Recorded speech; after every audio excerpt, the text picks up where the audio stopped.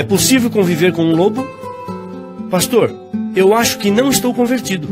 Constantemente sinto vontade de pecar. A minha vida é um permanente conflito. Quero servir a Jesus, mas ao mesmo tempo sinto vontade de fazer coisas erradas. Tem solução para mim? A pergunta veio de um rapaz simples, de 20 anos, lá do sertão de Pernambuco. Embora pudesse ter saído dos lábios de um empresário bem-sucedido dirigindo seu carro importado na Avenida Paulista, o problema é o mesmo para homens e mulheres, jovens e adultos, ricos e pobres. Por alguma razão, temos a ideia de que no momento da conversão, a nossa luta acaba e que a partir desse momento não pecaremos mais. Seremos perfeitos, no sentido de ser exemplo de vida para outros. Mas por que é que a partir do momento que nos entregamos a Cristo, a nossa luta se torna maior e o conflito aumenta?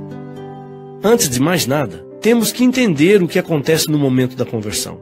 Muitos têm a ideia de que na hora da conversão, Deus tira de nós a natureza pecaminosa e a joga fora para sempre, colocando em substituição a nova natureza que gosta de amar e obedecer. Isto não é completamente verdade. Seria maravilhoso se fosse assim, já que nunca mais teríamos vontade de pecar. A fonte da concupiscência e das paixões deste mundo não existiria mais.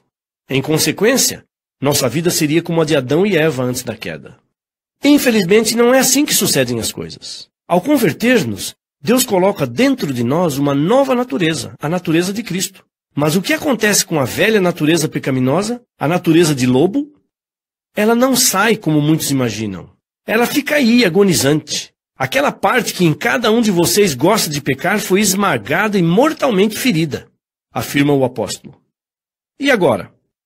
Agora passamos a ser pessoas com duas naturezas. A natureza de Cristo, nova, recém-implantada, e a velha natureza pecaminosa, esmagada e mortalmente ferida, que continua dentro de nós. O ideal seria que a velha natureza permanecesse sempre mortalmente ferida. Mas essa situação não é definitiva, é circunstancial. Na primeira oportunidade que receber alimento, ela ressuscitará, e se continuar sendo alimentada, ela recuperará completamente as forças e lutará para expulsar de nossa vida a nova natureza. É por isso que depois da conversão a luta aumenta. Existe muito mais conflito num homem depois de sua conversão do que antes dela. Você está surpreso? Tente entender o que estou dizendo. Depois de aceitar a Jesus, você pode esperar maior luta em seu coração. Um conflito interno, que muitas vezes o levará ao desespero, se você não parar a fim de entender o problema. O assunto é simples. O homem sem Cristo tem uma só natureza. A natureza com que nasceu, e essa natureza faz coisas erradas na hora que deseja. Não existe ninguém para se opor. Não existe luta, não há conflito. Mas você entregou sua vida a Cristo, você experimentou o milagre da conversão. Você tem agora uma nova natureza, e ela se opõe à velha. Você entende por que a vida do homem inconverso pode parecer mais leve? Ele só tem uma natureza, e ela assume o controle da vida, sem oposição. Mas logo depois da conversão, quando o homem pensa que a velha natureza foi embora, descobre que ela continua dentro e o conflito começa. Ele tem duas naturezas e as duas estão lutando. Você conhece a história do apóstolo Paulo?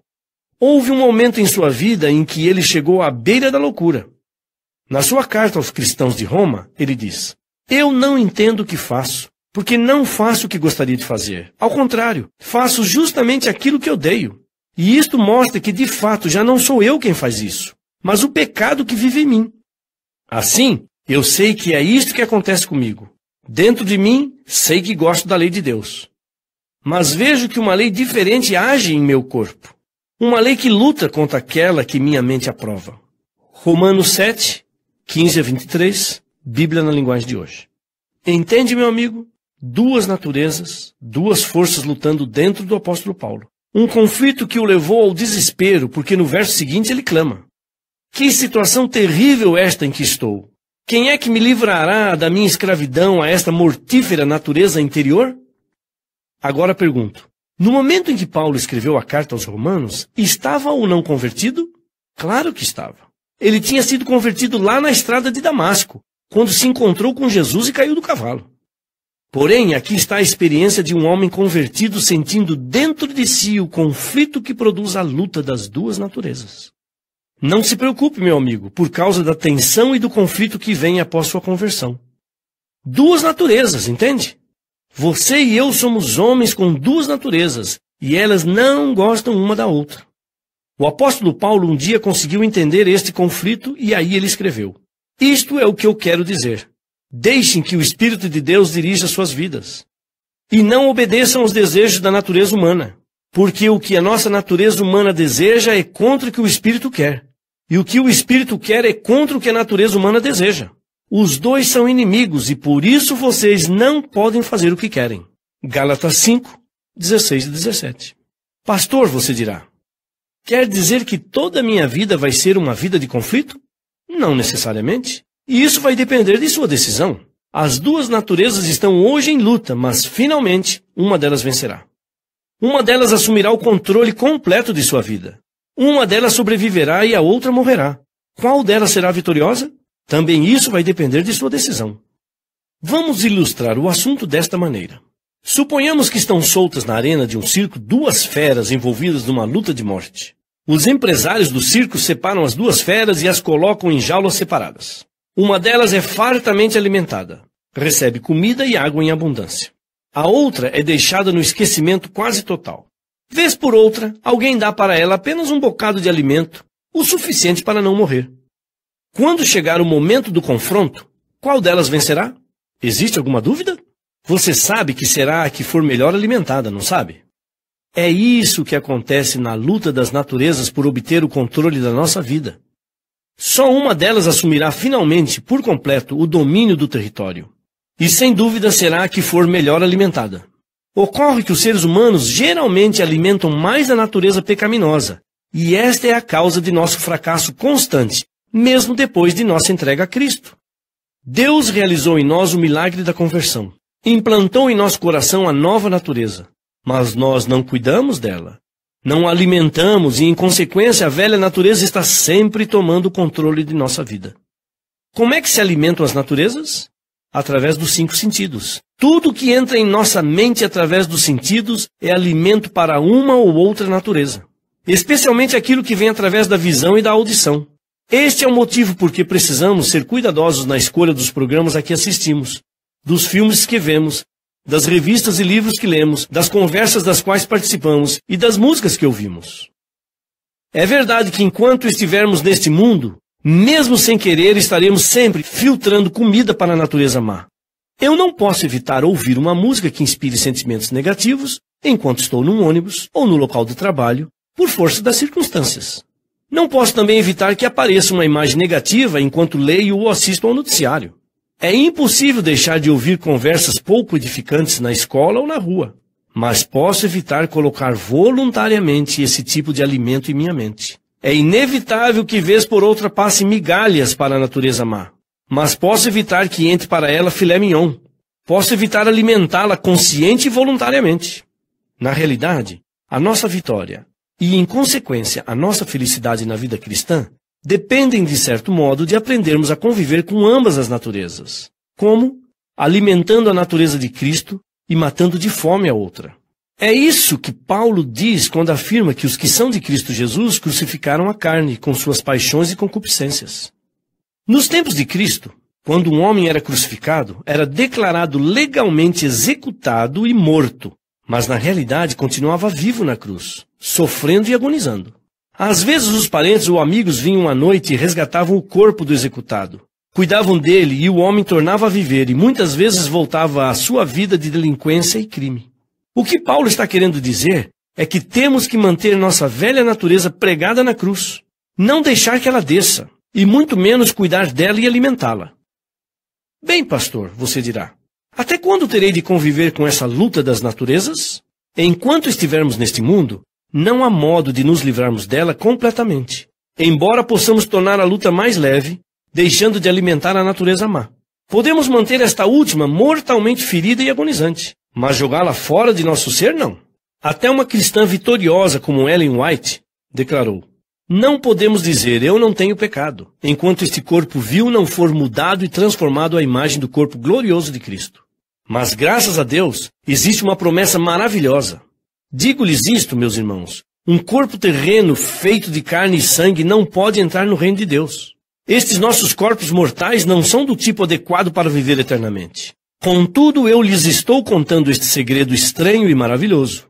Nem todos morreremos, porém todos receberemos novos corpos. Tudo acontecerá num instante, num piscar de olhos, quando for tocada a última trombeta.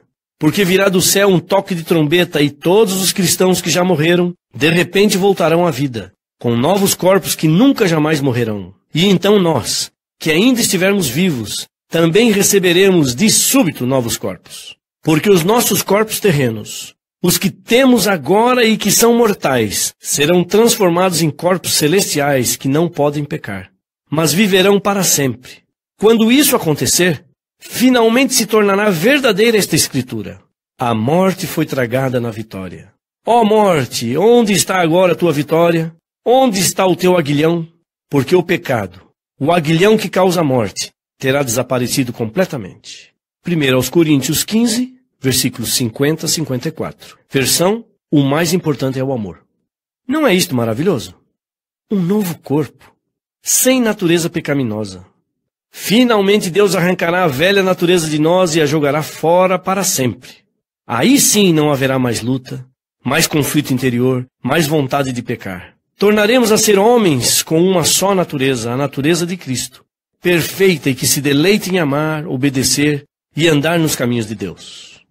Enquanto esse dia não chegar, vamos aprender a conviver com a velha natureza, matando-a de fome, desnutrindo-a, asfixiando-a e alimentando constantemente a nova natureza. Esse foi o segredo que descobriu um dia o apóstolo Paulo.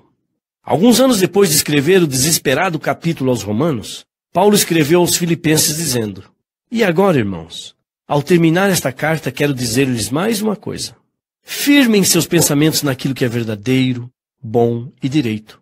Pense em coisas que sejam puras e agradáveis. Ele está falando do alimento da nova natureza, você percebe? Ele tinha descoberto o segredo da vida vitoriosa.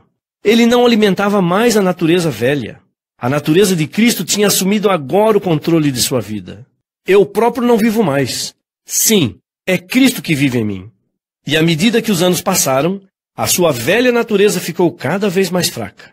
De tal modo que quando chegou o momento de sua morte, ele exclamou: Muito tempo lutei incansavelmente, e no meio de tudo eu me conservei fiel ao Senhor. Agora chegou a hora de parar de lutar e descansar. Venci. Lá no céu me espera uma coroa, a qual o Senhor me dará no dia de seu regresso.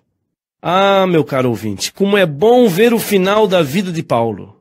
Venci, diz ele. Consegui, alcancei. Emociono-me ao pensar em tais palavras. Quer dizer que eu também posso vencer? Eu também posso ser um vitorioso? É isso mesmo, meu amigo. Você e eu também podemos. Cristo garantiu a nossa vitória na cruz. Ele está bem pertinho de você nas horas de luta. Nos momentos em que você acha que todo mundo o abandonou, que você nunca conseguirá, que você é um fracasso completo, lembre-se de que Ele está aí, amando-o, perdoando-o, sustentando-o, porque Deus está operando em vocês, ajudando-os a desejar obedecer-lhe e depois ajudando-os a fazer aquilo que Ele quer. Tudo é uma questão de tempo. Ele virá e não tardará. E aí, a vitória será definitiva e eterna. Deus, obrigado pela promessa de que um dia a luta findará. Ajuda-me, enquanto estiver neste mundo, a alimentar a natureza de Cristo e matar de fome a natureza carnal. Essa é minha parte, ó Deus, eu sei. Mas nem isso consigo. Por favor, vem e faze por mim o que eu sou incapaz de fazer por mim mesmo. Amém.